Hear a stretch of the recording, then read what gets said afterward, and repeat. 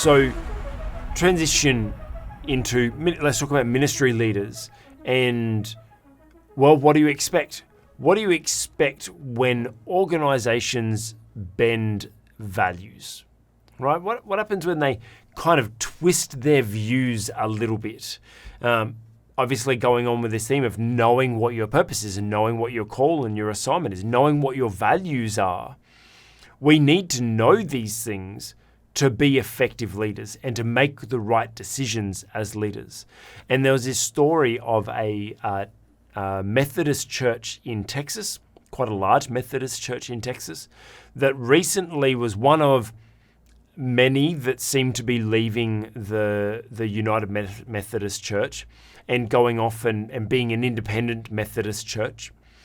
And the controversy around them leaving, obviously they're leaving because the United Methodist Church is being, let's say, a little bit questionable with their views with same-sex marriage and all of those, let's call them woke characteristics or things that are happening in culture right now. But what was actually really controversial around them leaving is they're a church that has members, and technically with a big, move like this, there's meant to be a member vote. But they didn't take a member vote. The controversy is they just decided to leave. Now, obviously it wasn't an overnight decision. Obviously the board sat and spoke about it. The leadership obviously spent a lot of prayerful time considering it, and decided it was best for them to stick to their values and separate from the greater organization that they were part of that didn't really share their values anymore. And Dr. Rod, we as leaders sometimes do have to make hard decisions. Sometimes we can't get consensus. How do we know the difference? Because I kind of feel like, they didn't need to get the vote because everyone was a member of certain values and the greater organization is no longer part of the values. So technically everyone's already voted on it because they voted for the values, right? So kind of like go, well, yeah, no need to put it to a vote. Like, it's blatantly against our values. We're making a change. Don't go through bureaucracy. Let's just stand up for what we've got to do.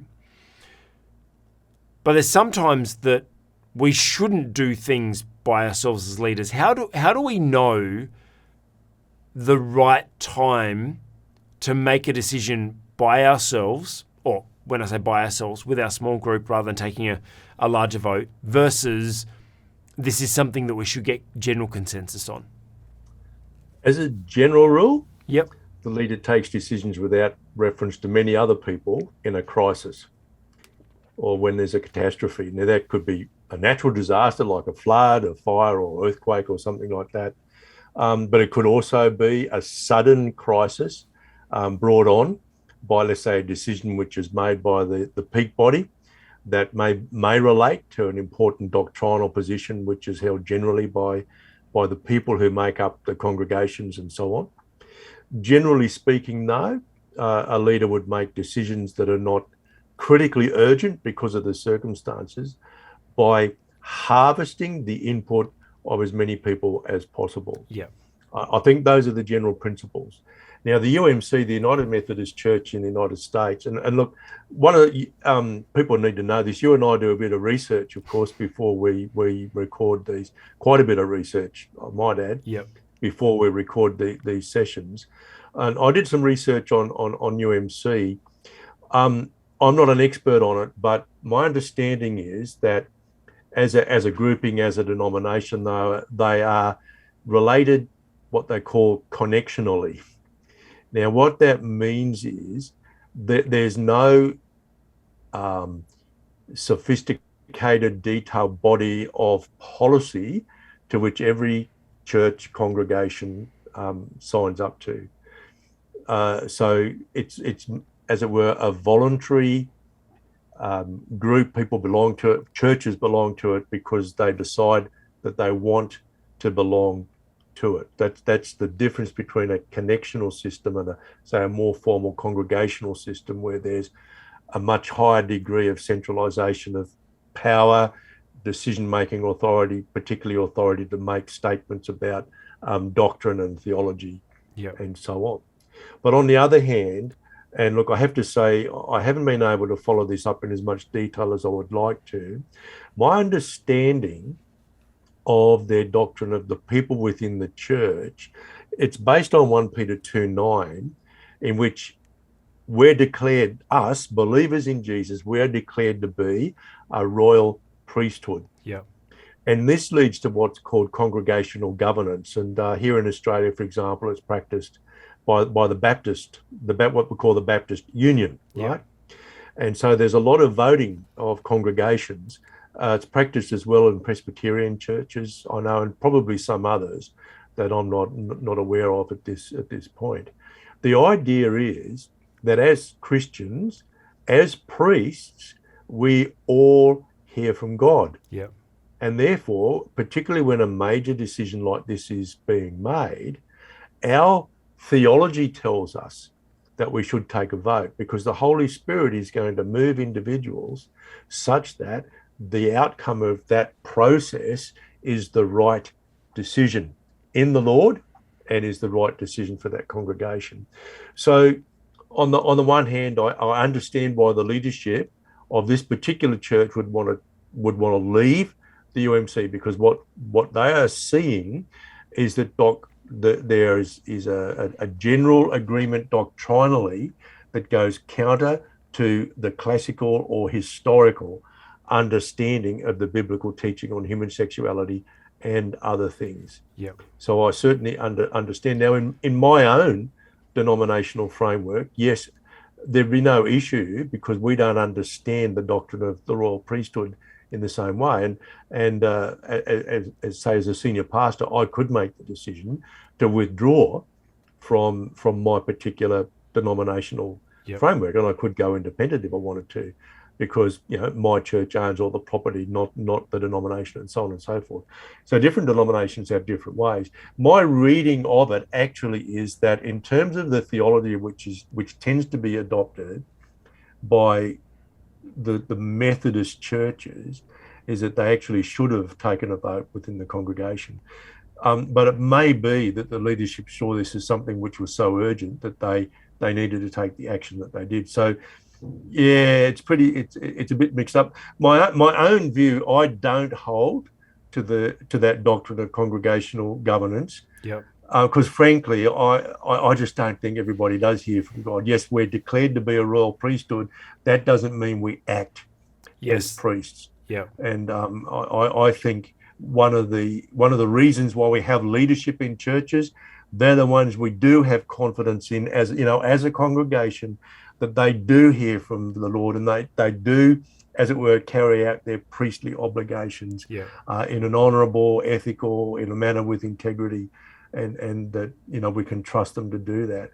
But I think one of the things that's happening here is that a decision has been made in a way which is not usual for those people who hold to this congregational governance type approach. So yeah, it's a conundrum. It really is a conundrum. So to put it in, I mean, let's there, obviously a lot of churchgoers, a lot of pastors watching. One, maybe as a bit of an encouragement to pastors, is we hear you. We know that you're constantly under attack from your congregation because the music was too loud, the lights were too flashy, the room was too dark, the skirts were too short, the skirts were too long, whatever. Like, sometimes we as leaders do get bombarded with a lot of, let's say, trivial, still important, but trivial things that seem to be important to those that we're leading. But there's sometimes that, yes, we do need to get some feedback from our people that we're leading, because it's not. I feel like we as leaders sometimes fall into the trap sometimes of no, this is my vision, this is what God gave me, and so this is what I'm doing, and so you need to follow me. It's like, actually, no, God's called you to serve a particular type of people, and those people are following you, and you're there to serve them. So we do need a little bit of back and forwards, but I also feel like there's lack of progress because of indecision. There's lack of progress because of overanalyzation. Paralysis by analysis kind of thing of like, well, this was, from my understanding of looking at this as a leader, I feel like this was the right decision, didn't need to be discussed, because it's quite clear that these are our values, which we've spoken about previously, that when you have a clear outline of values, which is their doctrine, right? When you have a clear doctrine of this is how we operate, anything that is outside of that, we're not a part of. And if the organization that we are a part of changes their values, well, what do you expect? What do you expect? We're going to leave. And so I suppose that's kind of, we harp on this message a lot, but to leaders, you need to be clear on your values. You need to be clear on your doctrine. You need to be clear on your beliefs and how you are running your organization, your ministry, so that when those decisions can be made, they can be made easily, and your people know why they're following you. They're following you because they believe those same things. They're following you because they are aligned with your vision and your values. Because if they're just following you because they like your sermons, they like the way you sing, they like the way you dress, if they're just following you for that, when you make a decision that's in line with your values that may not be in line with their values, well, they're going to leave. But when you're so clear on your values and they know it, you will attract the people with the same values. And so, well, what do you expect when you change your values? People are going to leave. And sometimes we as leaders do just need to make a hard decision and not have wisdom around it and get wise counsel, but we don't. There's some things that are just obvious, and just actually, I kind of feel this calling right now. There's leaders watching this right now, and you right now are struggling to make a decision. Your ministry or your organization, your business, your team, whatever your project, whatever it is right now being held back. You're missing out. God has a blessing just around the corner for you, but you're in analysis paralysis. You are not being bold enough and brave enough to step into that thing that God has called you to.